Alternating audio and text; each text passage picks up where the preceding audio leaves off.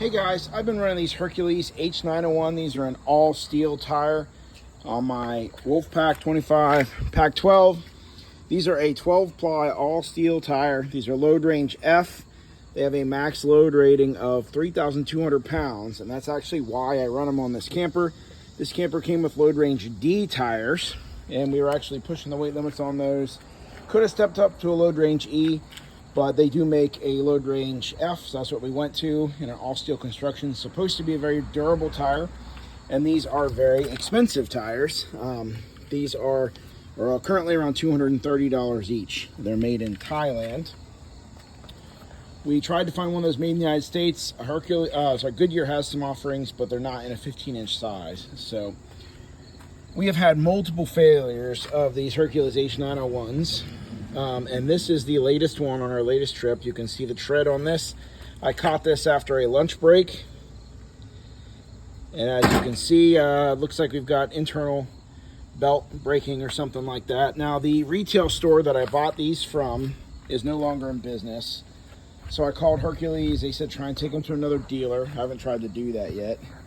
If I remember right, our date code on this particular tire is from 2019. I'd have to find it and double check that, but yeah, right here, 2019. So it's currently 2023. These are a 4-year-old tire, which honestly, I mean, after about 5 or 6 years, that's about all you can expect a trailer tire to last. But this is concerning to me. This tire probably would have blown up if left on the trailer. So when it came time to change the tire, instead of trying to submit it for warranty, the last time we submitted a tire, Hercules took 38 days to give me a new tire from the time I took it off to my local dealership. So we had another failure after that failed because a valve stem failed. That was a tire shop's fault. Again, they're not in business, so I couldn't go back to them to get that one replaced, and Hercules wouldn't honor it. Obviously, it's a tire pressure failure after the valve stem failed.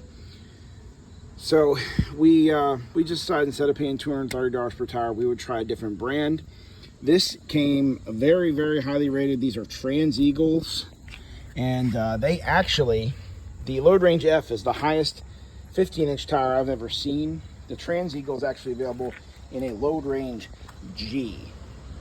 Believe it or not, is a 15-inch tire with a max load rating of 3,525 pounds per tire. So I've never seen a 15-inch tire with that kind of capacity. That is the weight capacity normally reserved for a 16-inch 8-lug type of wheel and tire package. So this should, in theory, be an upgrade. Now, these are made in China, and this was a $138 tire. I haven't got it mounted and balanced yet. It's going to be probably an extra 30 or 40 bucks. But look at the construction of these sidewalls. That is insane. I have large hands, but these are absolutely massive thickness. This is also an all steel tire, but 14 ply instead of 12 ply. And again, the 3,500 pound plus load rating, load range G, 124 load index. That's massive. So these have a slightly different tread pattern. All of your all steel commercial tires are going to be somewhat similar. Just going to have a more or less a basic rib, but I wanted to show you the difference. So I was a little surprised by this. These are really similar in weight to the Hercules they're replacing. Obviously, your construction probably weighs a little more because you have extra steel plies in there and definitely a thicker sidewall. These have very thick sidewalls, but the Venoms are a little thicker with the load range G. So I don't have a tread depth gauge, but you can see your tread depth on these is, I mean, it's there. But look at this tread on, this is the brand new Hercules that we had replaced just a couple months ago. You can see how much thicker the tread is on the Hercules. Now, having said that, we put quite a few miles on the camper every year, and this is a 4-year-old tire. It's been on the camper 4 years. You can see the tread depth clearly isn't the issue. The tire is going to fall apart before a tire of this style goes bald. These are a commercial style tire made to handle, you know, tens of thousands of miles a year. So not an immediate ding on the Transeagles, but definitely is less tread than on the Hercules. I was surprised by how little tread that is. But anyway, we're going to get these mounted and we'll get them on there. And I'm going to run this Transeagle with the other 3 Hercules.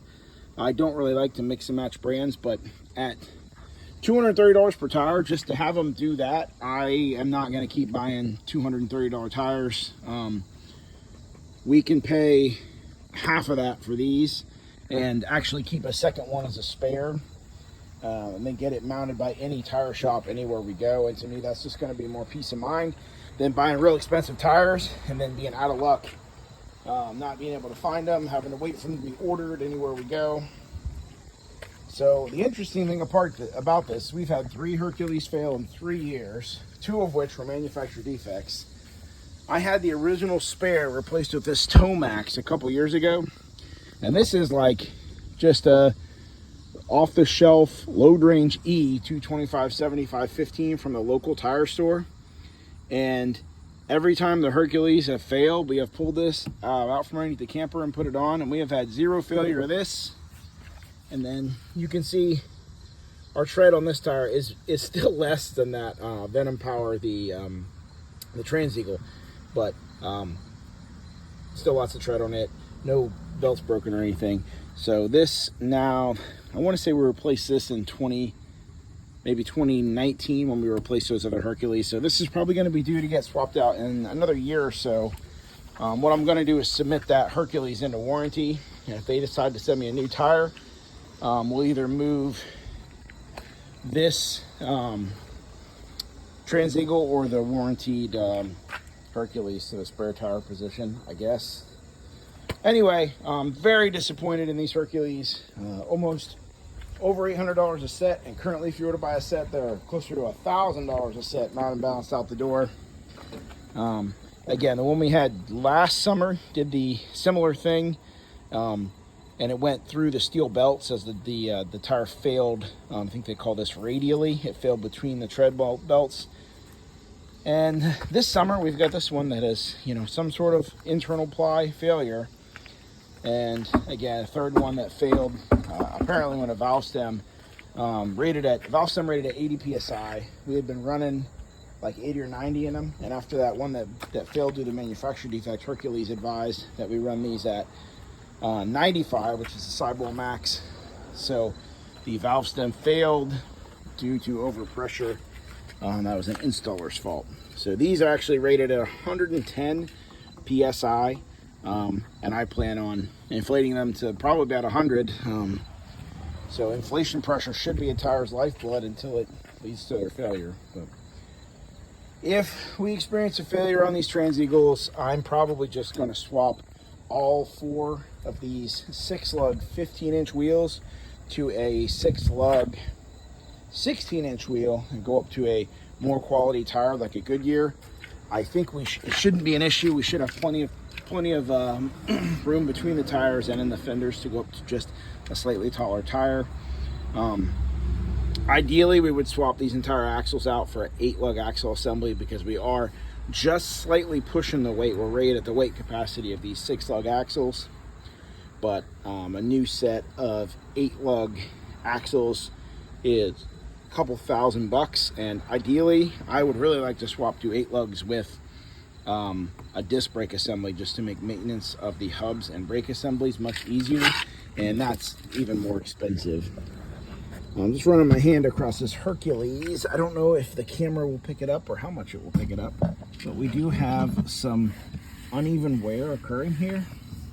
So this outside tread block and then this middle tread block are poking up above this one. Not really sure what's going on, but I really hope I don't blow another one of these things. I am tired of changing tires.